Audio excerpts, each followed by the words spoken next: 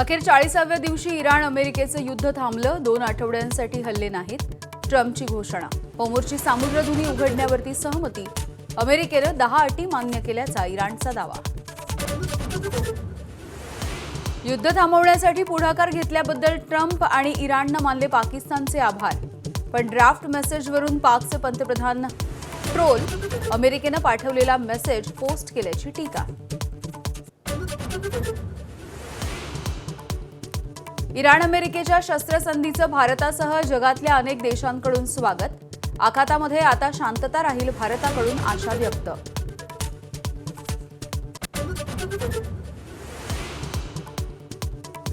शस्त्रसंधीच्या घोषणेनंतर कच्च्या तेलाच्या दरामध्ये 20% घसरण. जगभरातले शेअर बाजार तेजीत.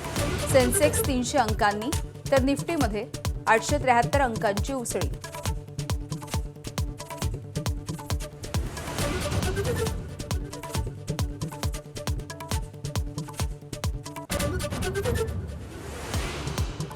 शस्त्रसंधीमध्ये लेबनॉनचा देखील समावेश. पाकिस्तानचा दावा. तर इस्रायलचे लेबनॉनवरचे हल्ले सुरूच. बॉम्ब वर्षावामध्ये 8 जणांचा मृत्यू.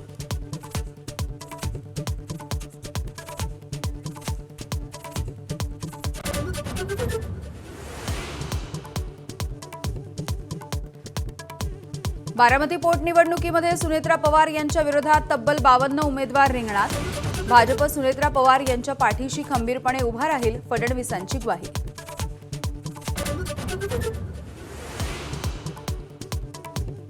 सासवड ते कोंढवा दरम्यान हिंदू जन आक्रोश मोर्चा.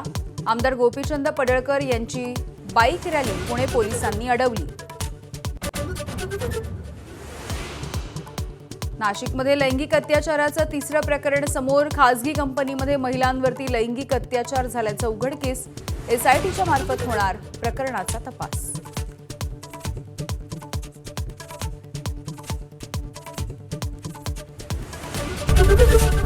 एबीपी माझा, उघडा डोळे बघा नीट.